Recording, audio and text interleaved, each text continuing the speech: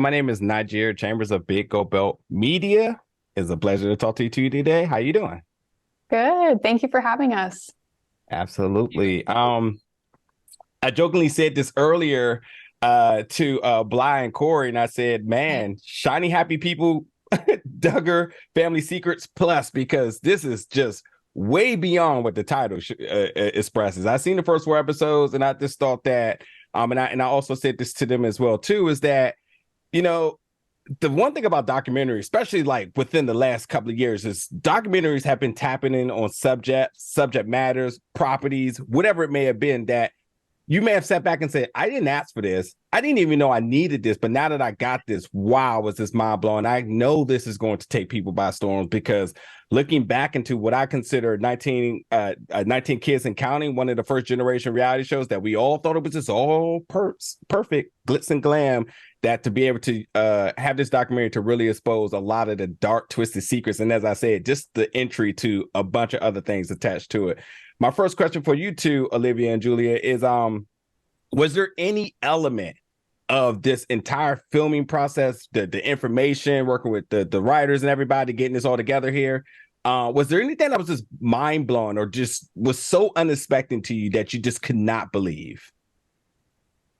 Yeah. Thank you for your kind word, by the way. I would say, for us, really just how far and wide this spread, the IBLP teaching spread, it ended up in, the military and the police and something that you would never think would be associated with a cult. So I think, that for sure. And then also just how far and wide the abuse was really was shocking and horrifying. And I think we're just humbled that we have a bunch of brave survivors that have come forward to tell their stories.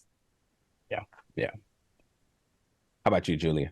Yeah, I mean, I would agree. And thanks so much for your enthusiasm about the show. We appreciate it. Definitely think it goes beyond the title as well. And I think that's really what the shock, I think, to speak to Olivia's point, was when I started working on this. Like, usually cults are really, cults seem fringy and hidden out of plain sight. But for what, studying this whole world and how it's so mainstream, intersecting with social media and reality TV and all the way up to the halls of Congress, and just seeing how that far reach and how it's so present day with such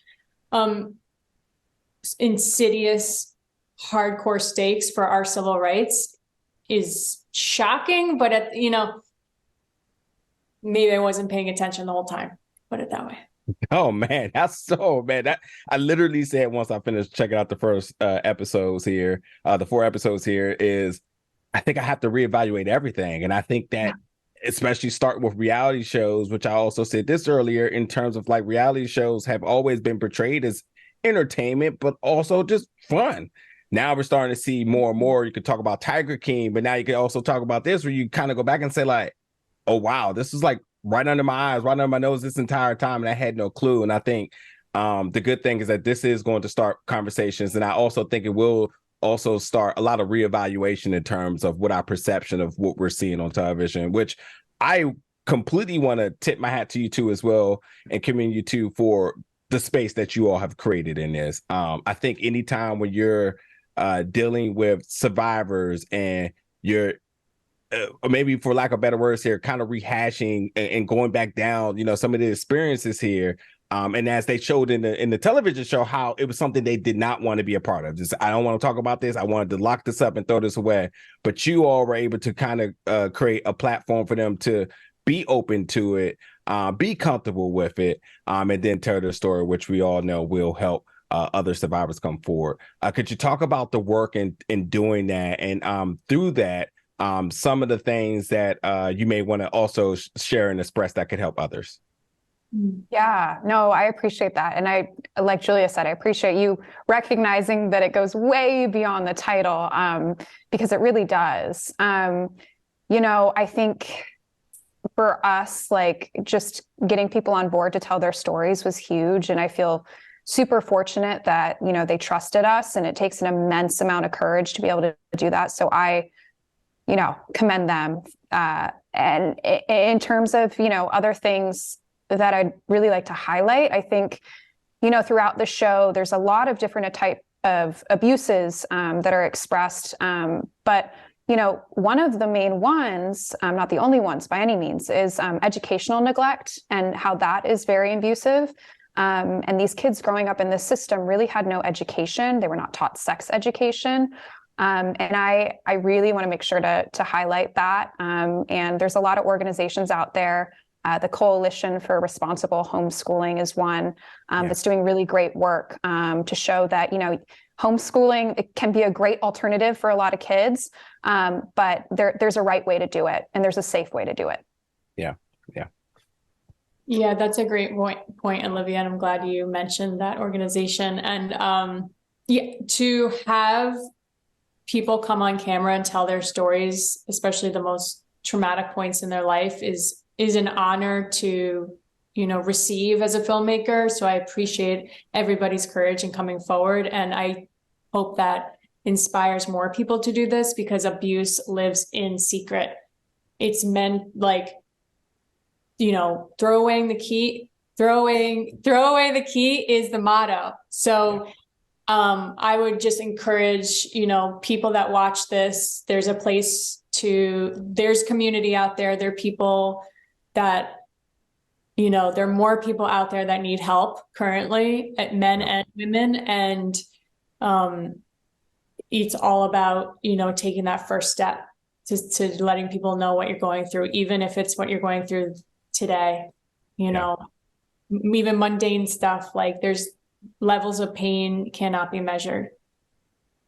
Absolutely agreed. And just thinking about this, the systematic levels and forms of abuse over the years. And I can even just quickly share that, when you're younger, you're told to run to the church as if it's a safe space. And this is close to 4 hours of no, this is what abuse looks like, no matter where it's at. And I think there's going to be a lot of messages that people pull from out of this, that the rewatchability of this is going to be crazy. I think every single part of the docuseries is just dissectable and a learning lesson that hopefully a lot of people share, which I absolutely want to talk about because we know how filmmaking is. There's always something that can't make the cut.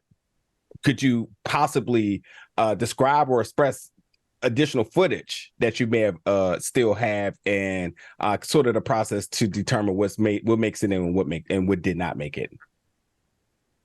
Yeah, I mean, I think with a story like this, we had 4 episodes, and this IBLP is a cult that spread far and wide, and I think we showed that. But the international influence it had, and politicians, and all these sorts of things. So where we kind of land in episode 4, I think there's a lot more we can say about it, and I don't know if that's a season 2 or not. But there's a lot left to be said. I'll just say that.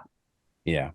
Hey, Olivia, around here we don't do this like probability. Like if you want something, you put it in the air. Like, yeah, we're going to have that season 2. Okay, so throw that out there so we can come back and talk about that then. And I will say one thing that I was virtually just mind-blowingly surprised about this is that while we did get the exposure of like the radical Christian community and the fundamentalism, and you brought up the IBLP, which I had never heard of, I am surprised at no point throughout this documentary that LDS became an intercepting part of this, because that's also the radical LDS is also like a parallel to this exact same story, which to me, this tells me just how scary these sort of just systematic religion or an extreme, so I'm gonna say extremists in the religion system can be. And I think like this is going to like really change a lot of people and hopefully help a lot of people in a positive direction. But as you said, maybe, but I'm going to say definitely season 2, we need to have that going.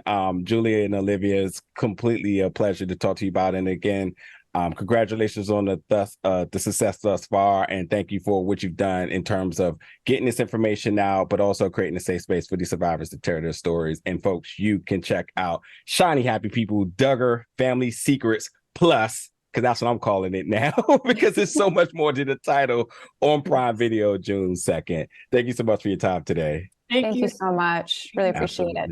Absolutely.